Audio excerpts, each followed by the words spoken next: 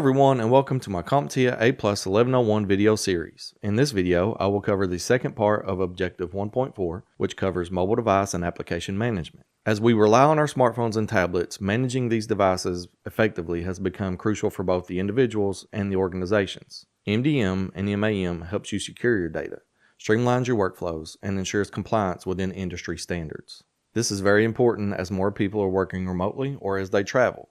End users need to be able to manage their email or complete other tasks from their mobile devices. This adds a lot of stress to the network admins due to the additional security risks that come into play. So let's go ahead and take a look at MDM and MAM. Mobile device management, or MDM, is when you enroll mobile devices on the network and manage the security of those devices. This allows for the mobile devices to be tracked, locked, unlocked, and encrypted, and also the data can be wiped remotely.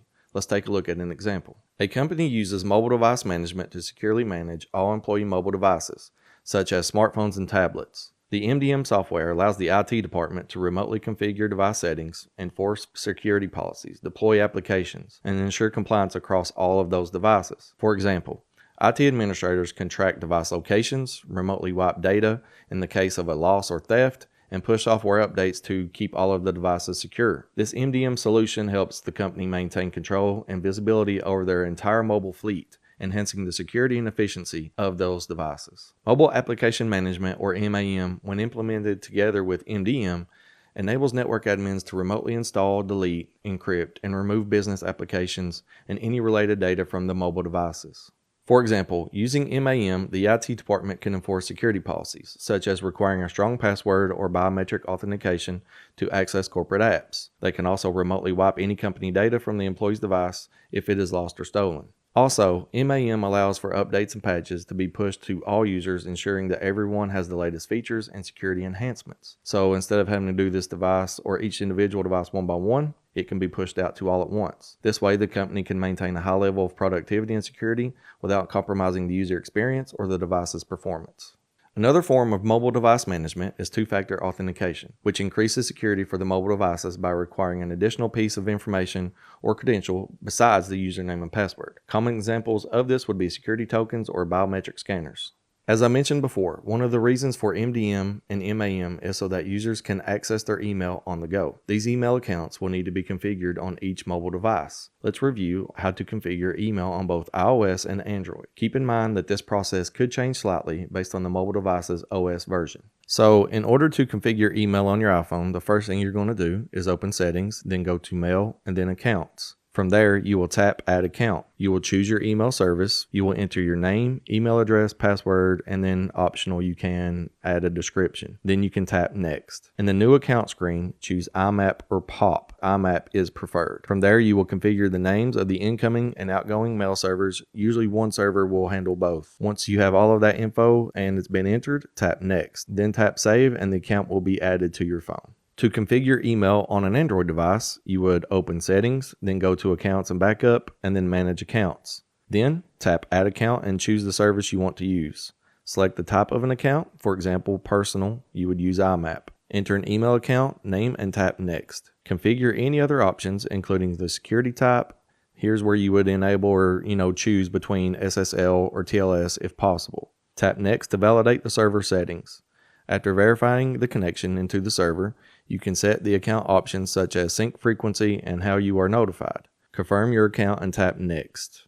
Access your email by using the email app on the home page or the app library. So again, depending on which one you used, whether it's Gmail or Outlook.com or any other email app or service, you would go from there. Before discussing the various ports and protocols in email, let's briefly discuss what they are. Protocols and ports are fundamental concepts in networking that enables the exchange of data between devices. Protocols are standardized rules that dictate how data is transmitted and received across a network.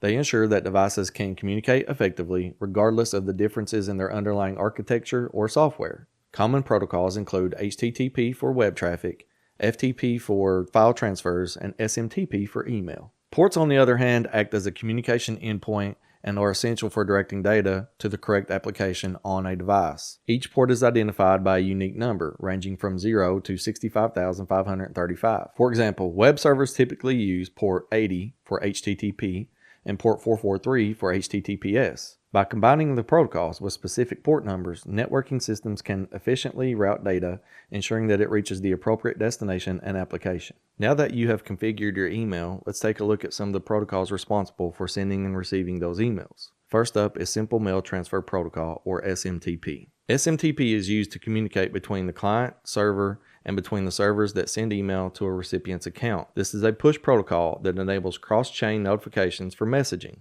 By default, it uses port 25 on TCP. With SSL, or Secure Socket Layer, it is TCP port 465. And then with TLS, Transport Layer Security, it is port 587, also on TCP. Other email protocols include POP and IMAP. First, let's take a look at POP, or Post Office Protocol. This protocol is used to communicate between a client and the client's mail server to retrieve mail with little interaction. This limits the interaction with the server to downloading and deleting from the server, not allowing their state to be changed. Mail in multiple locations, for example. Some may be marked red, while others are still marked unread. The default port for this is TCP 110. With SSL and TLS, the port is TCP 995. Internet Message Access Protocol, or IMAP, is used to communicate between a client and the client's mail server to retrieve mail with high interaction. This allows the client to change the state or location of the mail item on the server without downloading or deleting it from the server. Example of this goes back to again being read or unread. The default port for this is TCP 143. If you include SSL and TLS, it is TCP 993. Now for mobile device synchronization. This is the process of ensuring that data on one mobile device is consistent with the data that is located on another device. This can include a variety of data types such as contacts, calendars, emails, photos, and application data. Synchronization can occur through a wired connection such as USB or wirelessly through Wi-Fi, Bluetooth, or even cloud services. The primary goal is to provide access to up-to-date information across multiple devices, enhancing user productivity. For example, syncing your iPhone with your cloud account ensures that you can add a new contact to your phone. It will automatically be updated on your tablet or even your laptop. This eliminates the need for manual updates and decreases the risk of data loss. Additionally, synchronization often involves backing up data, offering the extra layer of security in case the device is damaged or lost. Synchronizing data on Apple devices is a simple process thanks to iCloud, Apple's cloud-based service. To start, ensure that all of your devices are signed in to the same Apple ID. On each device, navigate to Settings, tap your name at the top, and then select iCloud. Here you can toggle on the various options such as photos, contacts, calendars, and then more depending on what you want to sync. Once these options are enabled, data from these categories will automatically be updated and accessible across all of your signed-in devices. Also, for app-specific data like messages and notes, make sure that these apps are enabled in the iCloud settings. This guarantees that whether you add a new contact to your iPhone or update your calendar event on your iPad, the changes will reflect across all of your Apple devices almost instantly, ensuring that you have information that is always up to date no matter which device you are using. Synchronizing data on Android devices achieves the same thing, however the process to do so is slightly different. To sync your data, first enable data synchronization in your device settings. Go to Settings, then Accounts, and select the account that you want to sync, such as your Google account. Turn on Sync for the desired data types, such as contacts, calendar, and email. Many apps also have built-in sync options. For example, Google Photos can automatically sync your pictures with your Google account. Also, third-party apps like Dropbox or OneDrive offer cross-platform synchronization for files and documents.